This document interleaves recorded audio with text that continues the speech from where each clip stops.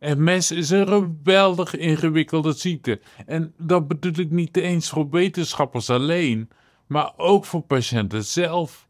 Daarom vertel ik al een tijd over het lekkende zwembadmodel. Dat model is een geweldige manier om MS beter te begrijpen. Maar mijn nieuwste filmpjes gaan over dingen die je niet terugziet in dat model. Pira, de achteruitgang die niet veroorzaakt wordt door terugvallen, en smeulende MS. Daarnaast geeft het model ook geen inzicht in het effect van je prognose, dus of je MS rustig of juist agressief verloopt. Daarnaast wordt het effect van medicatie op verdere achteruitgang ook niet helemaal duidelijk. En dat zet me aan het denken. En zoals je in de titel van deze video kon zien, heb ik een lekkend zwembadmodel 2.0 bedacht. Deze uitbreiding gaat verder dan deel 1. En net zoals deel 1 verduidelijkt het effect van acute ontstekingen, van terugvallen, maar deel 2 bevat ook het effect van smeulende MS, de invloed van de prognose, het effect van medicatie op het beloop en het behandelwindow. En dat alles met een roestige tijl, een geweer, een grabbelton met brillen, een berg kogels en de ster van dit alles, de Russische meedogenloze Miss Lesia. 5 jaar geleden veranderde een revolutionair model voorgoed ons begrip van MS. Klachten.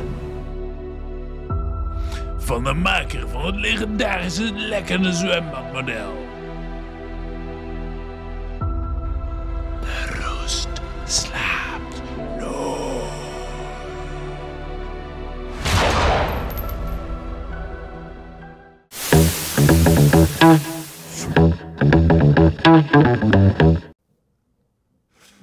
Oké, laten we nog eens even kijken naar dat oude zwembadmodel. Het heet eigenlijk het Topographical Model of Multiple Sclerosis en het komt uit dit artikel uit 2016. Het model is een zwembad met een schuine bodem. Het is verdeeld in 3 delen. Het meest ondiepe gedeelte, dit rode gedeelte, staat voor het ruggenmerg en de oogzenuwen. Het middelste gedeelte stelt de hersenstam en de kleine hersenen, het cerebellum, voor. En het meest diepe gedeelte, dat zijn de grote hersenen. Ik zal zo uitleggen waarom er gekozen is voor die indeling. Maar wat ook belangrijk is het water in dat zwembad. Dat stelt namelijk de functionele reserve voor. Ofwel, hoe goed onze hersenen kunnen omgaan met schade. Die functionele reserve die neemt bij iedereen af als we ouder worden. Maar helaas gaat dat sneller bij mensen met MS. Een MS-lesie is in het model een stalagmiet die vanaf de bodem van het zwembad omhoog komt. Het wateroppervlak hier stelt de klinische drempel voor.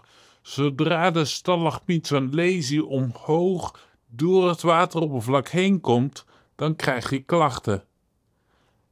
Die lesie hier in het ondiepe gedeelte, de oogzenuw bijvoorbeeld, kan ervoor zorgen dat je een tijd niet meer scherp kunt zien in een oog. Zo'n ontstekingsplek die neemt na een tijdje vaak af en dan nemen de klachten vaak ook weer af. De stalagmiet verdwijnt dan als het ware weer onder het wateroppervlak. Hier kun je goed zien waarom het zwembad een schuine bodem heeft. Een lesie in het ruggenmerg of in de oogzenuw, die merk je snel. Dat komt omdat dat best wel dunne structuren zijn waar weinig reserve is. Een even grote lesie in de grote hersenen kan volledig onopgemerkt blijven. De grote hersenen die hebben namelijk een stuk meer reserve en kunnen dus veel beter omgaan met schade. Als het wateroppervlak gaat dalen, kan dat al bestaande schade blootleggen. De klachten die je dan krijgt, komen van al bestaande lesies. Het beloop van een mes ziet er in dat model bijvoorbeeld zo uit. Lesies ontstaan, zakken weer onder het wateroppervlak, etc. Dat noemen ze RRMS.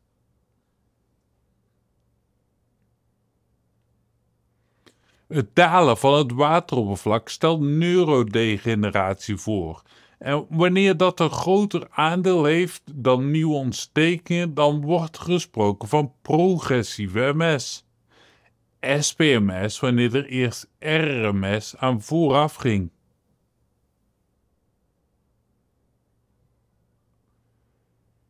En PPMS als het al zo is vanaf het begin.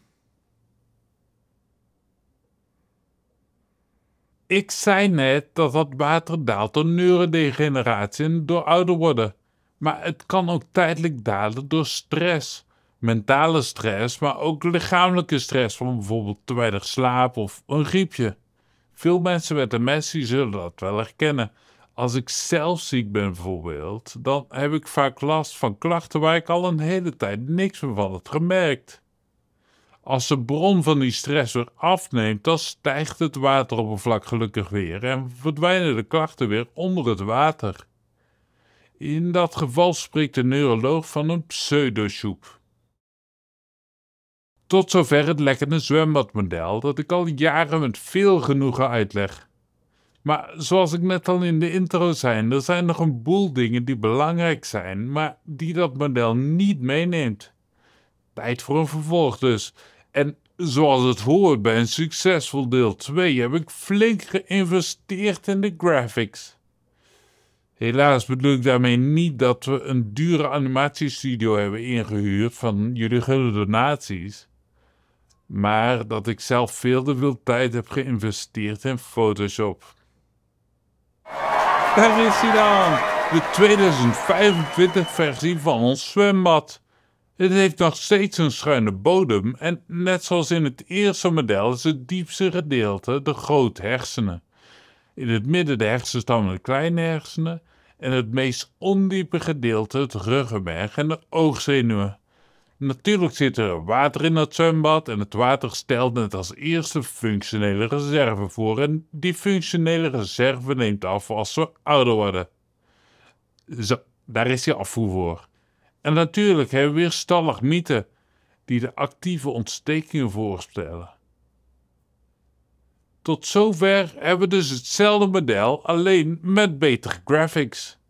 Maar ja, een goede sequel is meer dan alleen maar mooie plaatjes. Daar is ook goede inhoud voor nodig. Smeulen MS in het zwembad. In dit filmpje vertelde ik over Smeulen MS. En hier legde ik uit dat het lang niet alleen maar gaat om relapses. Maar in dat originele zwembadmodel ging het eigenlijk wel voornamelijk om die actieve lesies, die stalagmieten. En ja, een beetje om het dalen van het water, maar waarom het water bij MS steeds harder daalt, dat werd niet duidelijk. Dat is verbetering nummer 1. Kijk maar eens goed naar dit plaatje. Nee, serieus, kijk maar eens heel goed.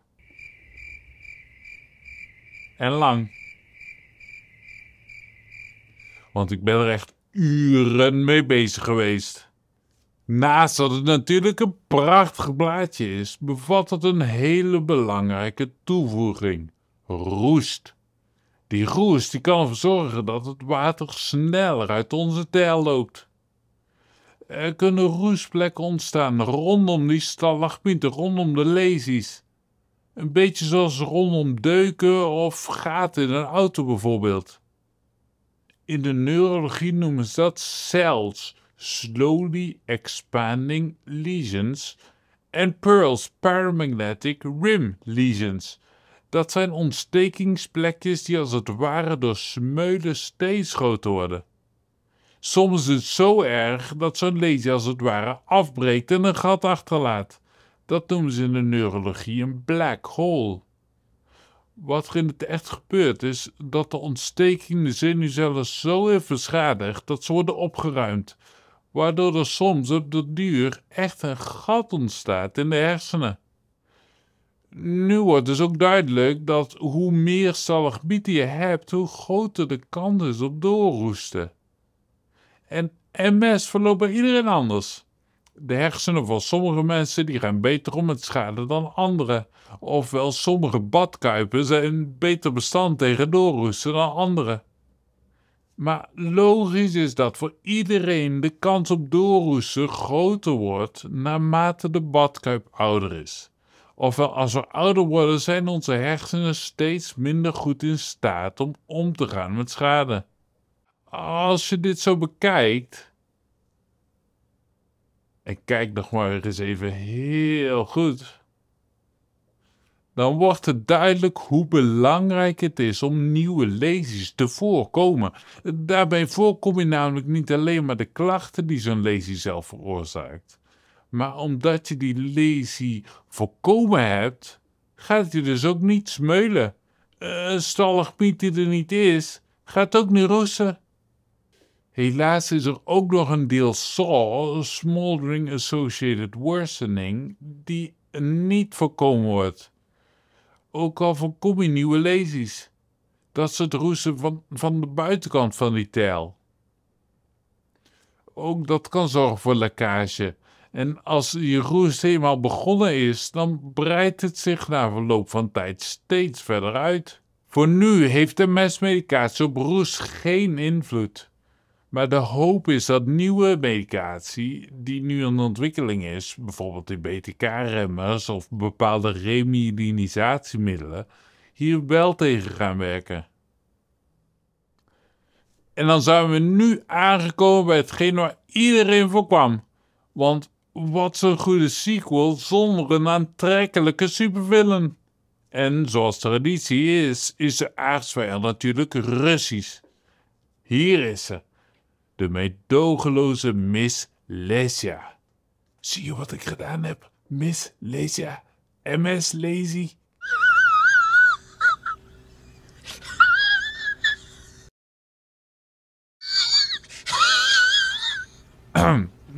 Oké.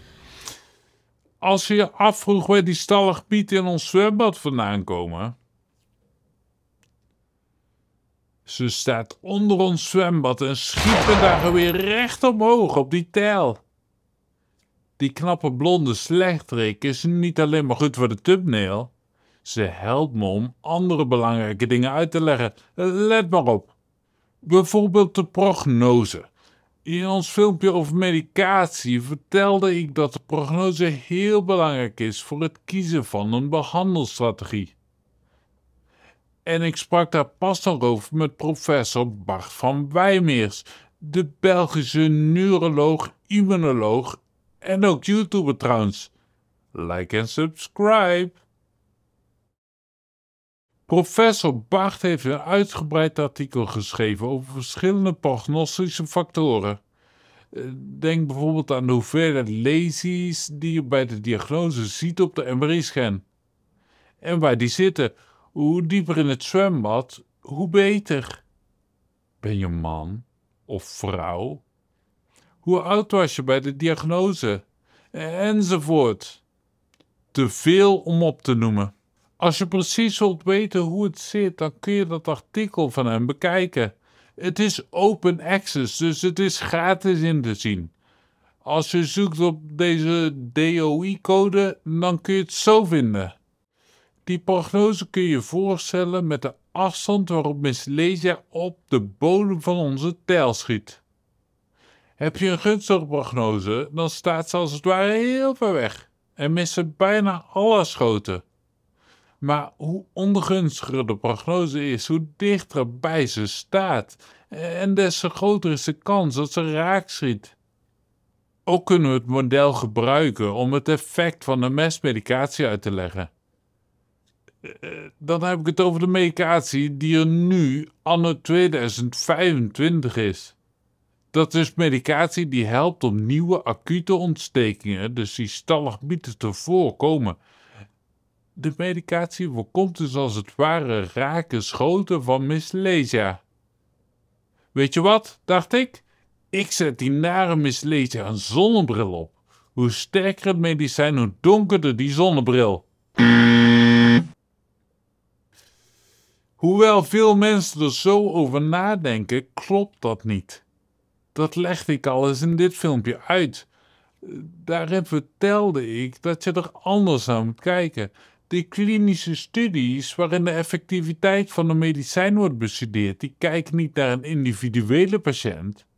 Ze kijken naar een gemiddeld effect op een hele groep MS-patiënten die dat medicijn gebruikt. Wanneer ze zeggen dat de studie 50% minder lesies liet zien, dan betekent dat niet dat als jij dat medicijn gebruikt, je ook kunt verwachten dat je maar de helft minder terugval hebt.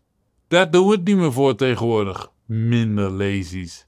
Tegenwoordig is het behandeldoel een no-tolerance policy. Dus het doel van medicatie is niet het aantal terugvallen of nieuwe plekjes op de MRI te verminderen.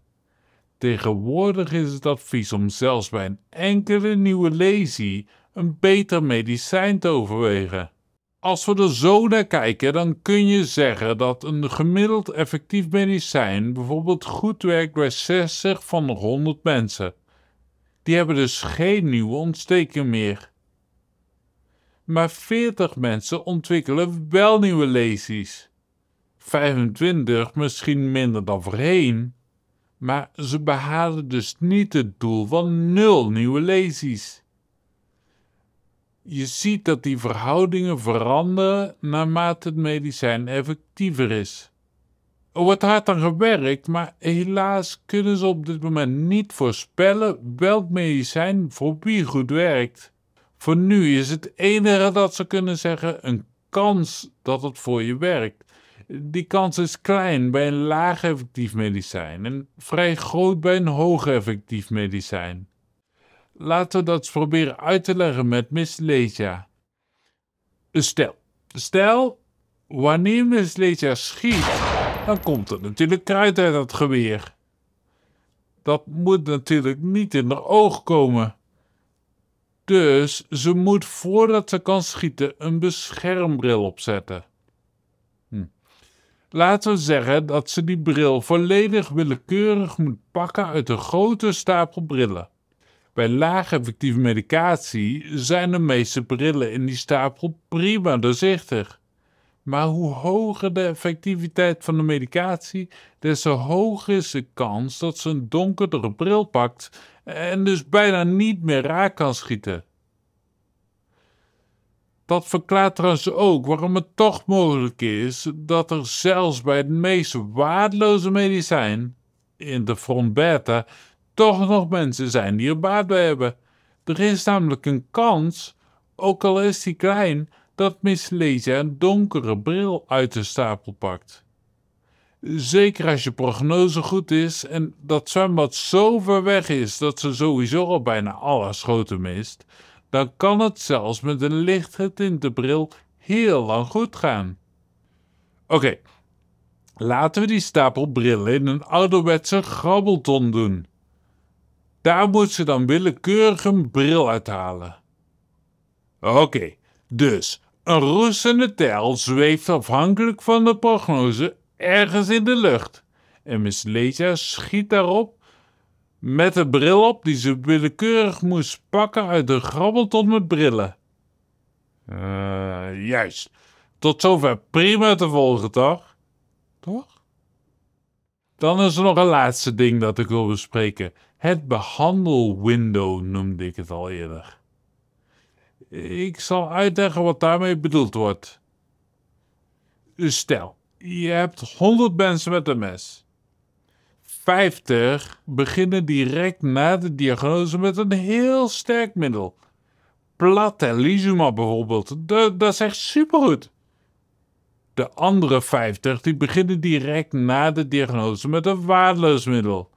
Doet zo goed als niks. Laten we het Nebif noemen. De namen van deze middelen zijn volledig fictief en overeenkomst met echte namen van geneesmiddelen is volledig toeval. Na 5 jaar doen de mensen op platellizumab gemiddeld een heel stuk beter. Dat is logisch. Maar nu gaan we de volgende 5 jaar weer wisselen. De mensen die eerst platellizumab kregen, die krijgen nu 5 jaar Nebif. En de mensen die Nebif kregen, krijgen nu 5 jaar platellizumab. Welk pad denk je dat na 10 jaar beter is? Aan de ene kant zou je denken dat hoe jonger je bent, hoe beter je hersenen kunnen omgaan met schade.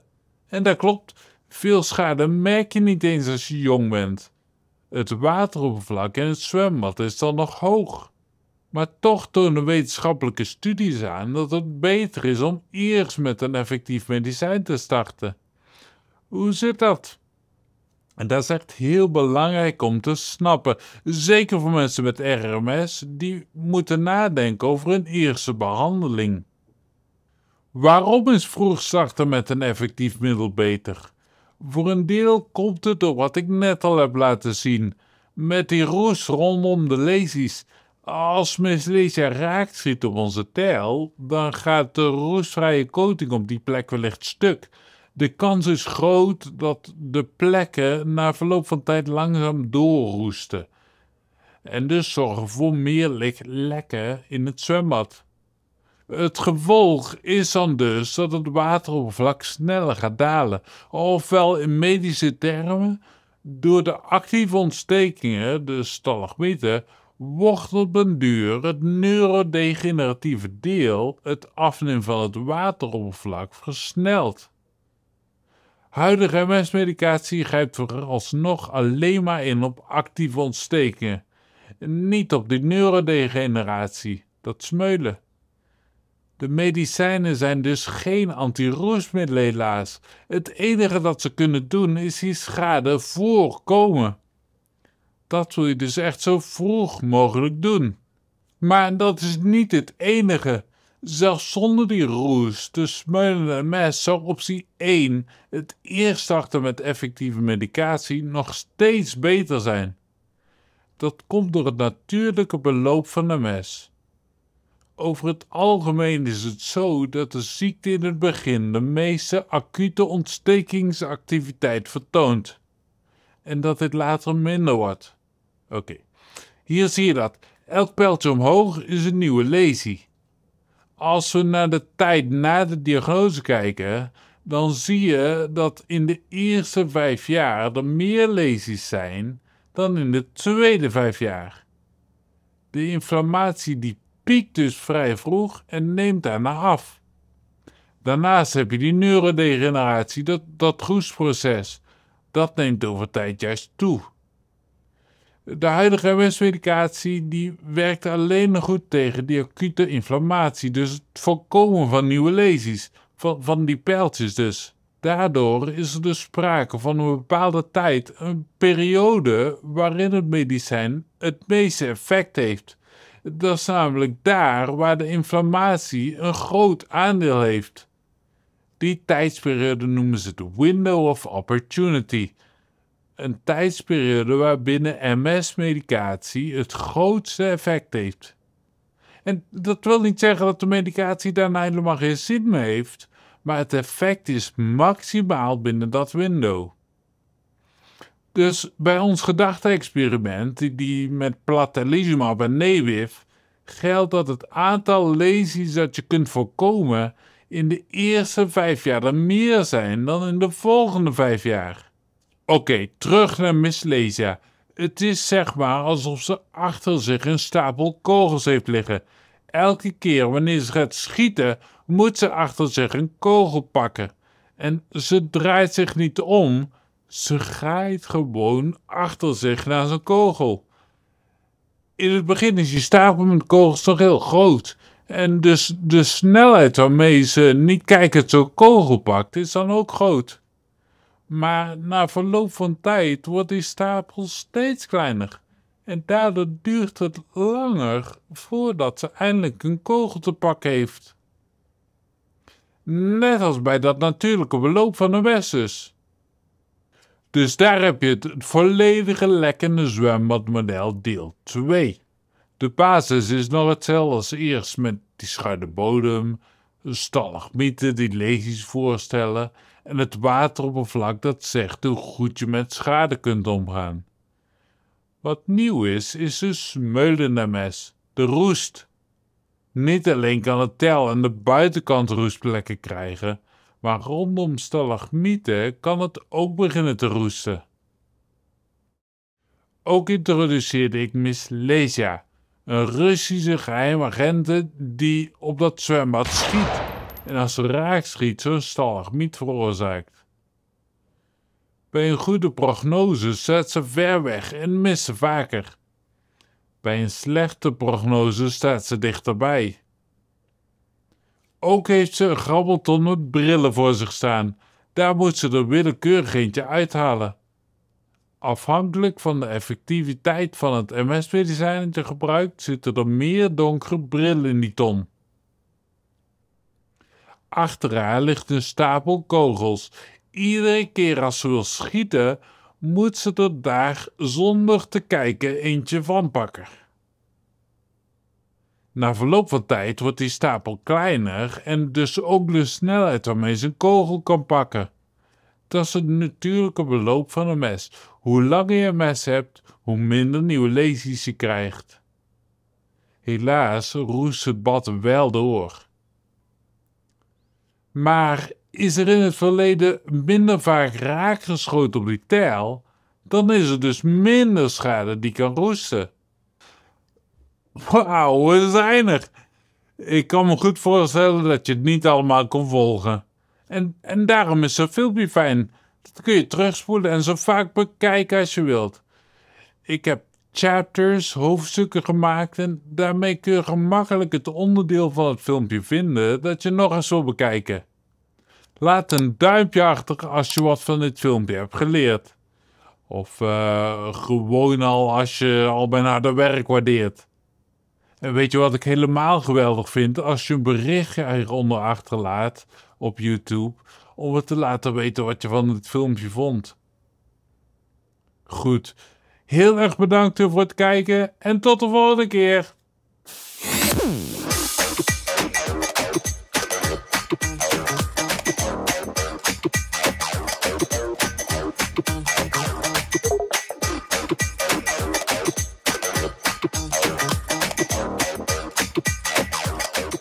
Miss Lesia. Miss Lesia?